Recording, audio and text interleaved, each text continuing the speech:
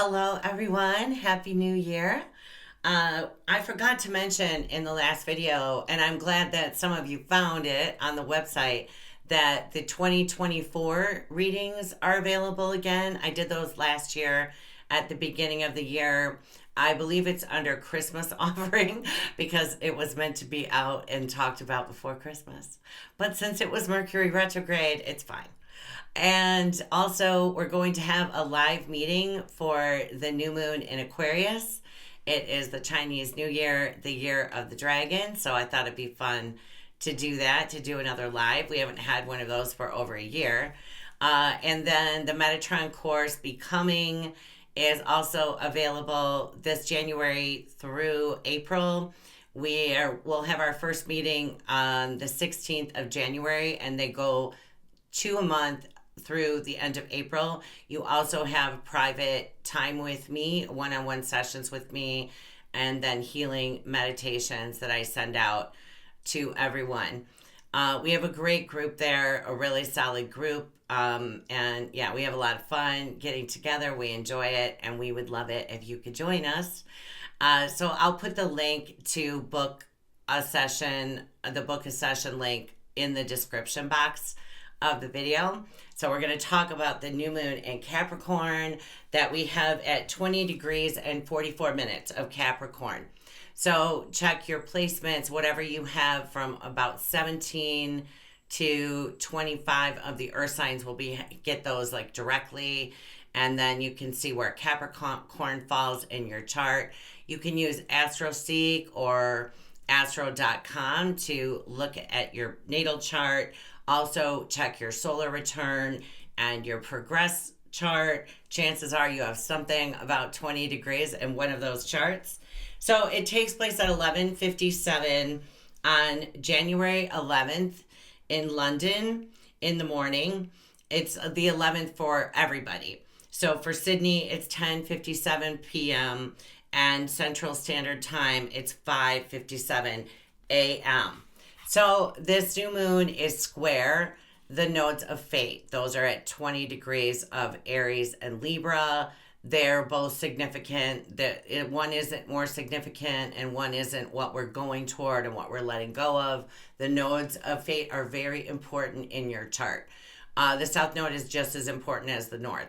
So when it's square to the nodes of fate for everyone, right? Then definitely something new, something maybe that is a little bit uncomfortable, but we need like a new plan, a new direction, a new way of modus operandi is what he's saying, a new way of getting to the destination. Mars is exalted in Capricorn, and he is there now. And Mars in Capricorn is like the little engine that could. Like the train going up the mountain. I think I can. And we're calling it a series of fortunate events because Ceres is at the degree that we had the new moon in Sagittarius. So the ruler of Sagittarius is in Venus sign of Taurus. Venus is in Jupiter's sign of Sagittarius. And Venus is at the great attractor in the middle of Sagittarius. And that also, because she's ruling the south node right now in Libra, the great attractor typically placements there is a loss, or I mean, I'm hearing like a price to pay, a cost, but the benefit that comes after the reward is much greater. And that really is a lot to do with Jupiter and the sign of Sagittarius too. But a series of fortunate events is because Ceres is between Mercury and Venus, and parallel Ceres is the Sun, Mercury, and Venus. They're all parallel by degree, or contra-parallel to Vesta. So at the least, and this also depends on what's going on in your chart, but it's about committing to taking charge of your own nurturing and health care. So this is it's fortunate. It's almost like if things have gone off the track, with Mars in Capricorn being the emperor of our lives, ruling our habits, keeping ourselves in check. It's a way to turn things around. And Ceres rules cycles, she rules the seasons. The mythology of Ceres is that when her daughter was kidnapped by Pluto and taken to hell, she went to Jupiter and asked to get Ceres back. Jupiter said, well, I'll let you have her half the year in order to be fair to Pluto, who had raped her and kidnapped her and taken her to hell. And so Ceres said, okay, I won't bring the harvest all year anymore. You can just have one season. So she is about reaping what we've sown. She rules I see her like the cusp of Virgo and Libra, because she has a lot to do with justice and fairness and balance. And she's also about reaping the rewards of a harvest. She's a badass. At the time, Eris, Eris, is stationary direct. And she also has to do with gaining control, fair balance, fair play. People say she's the angry feminine, but that's because all of the astrologers were male. She did cause some problems in the Trojan Wars, but otherwise, she's really about manifesting what is best for all that is, even if it's uncomfortable and in unusual ways. The midpoint of, or Ceres at the midpoint of Mercury and Venus is in a harmonious trine to the North Node in Eris. So really good time to take control of the habits. Really, we only have control over our physical body, and that helps with our mind. They just recognize that dopamine is released in the gut. I don't think we know nearly the gut-brain connection. If you have anyone that you're close to with a neurological disorder, gut-brain connection is significant. So diet, of course, has to do with Ceres being the sickle, the harvest, what comes from the earth. This new moon is also in a harmonious trine to Juno in Virgo and Uranus in Taurus. So something new. Uranus is also like awakening the future, what's next. Taurus is the sign of the physical body. And Juno is like looking beyond the veil, so clarity. And Juno in Virgo would be diet. So I had no idea where we're going to go this direction, but that's what he's doing. But a series of fortunate events is that, this is a cycle, a new cycle. Whenever we have a new moon, it's like 2.5, 3 years that this energy plays out. And of course, it'll depend on what you have at 20 degrees. But this is a very fortunate new moon. We want something to shift, especially in regard to money and money management. Then this is a good time to set that intention.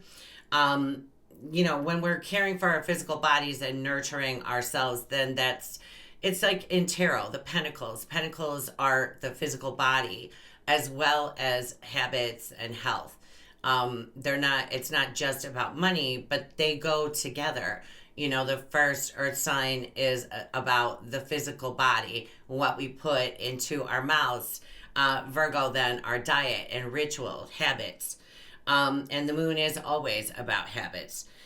I just wanted to mention, too, that on the 27th of January, which I'll be back before then, but Uranus is going to be where he was. In fact, he's there now. He is at 19 degrees of Taurus. That's where he was in May of 2023. So you might want to think back to what was happening for you then. On the 28th, Mercury and Mars come together and trine Uranus and the South Node. So Mercury is still working his way through the shadow up until the 23rd, and Mars is very out of bounds. Another great thing to do with this energy is sage. In fact, whenever you watch this, when Mars is out of bounds, it's a good idea to sage and just do whatever you're comfortable with for protection.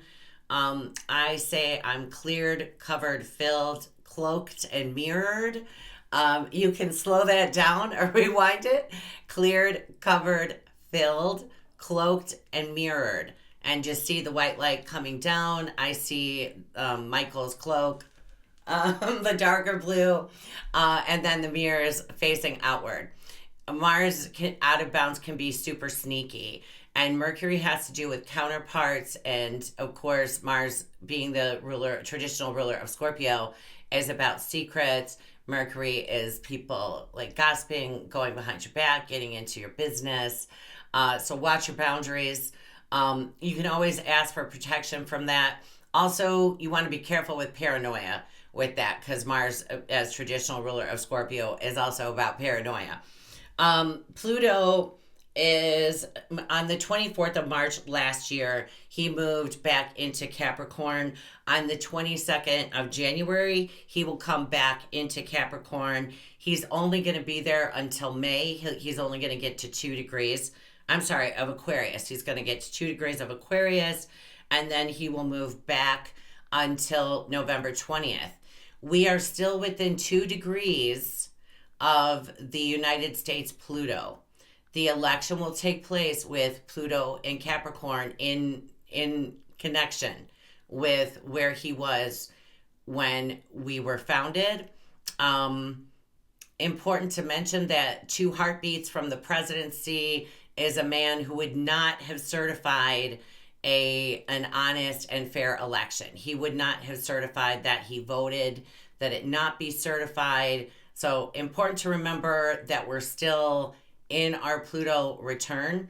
Be careful too with all of, what's going on with Neptune at the end of Pisces. A lot of nonsense. Be careful like what sources you're getting your information from, because there's a lot of nonsense out there. Actually, my son told me that there was a tarot reader on Fox News and she read that like it was bad news for Trump and good news for Biden. I'm not giving an opinion. I didn't see it. I just found it amusing that there was a tarot reader on Fox News, because you just don't think of them doing, something like that.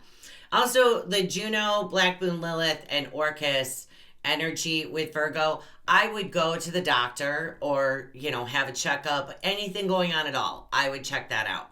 And then Eris, like I said, stationary direct with the North Node in that harmonious trine to that Mercury, Ceres, Venus conjunction in Sagittarius. It's really like grabbing life by the gonads and living it and not waiting for what's going to happen next to determine the outcome of your future. So I also wanted to say that for all of you with placements, and I don't just mean placements, but points.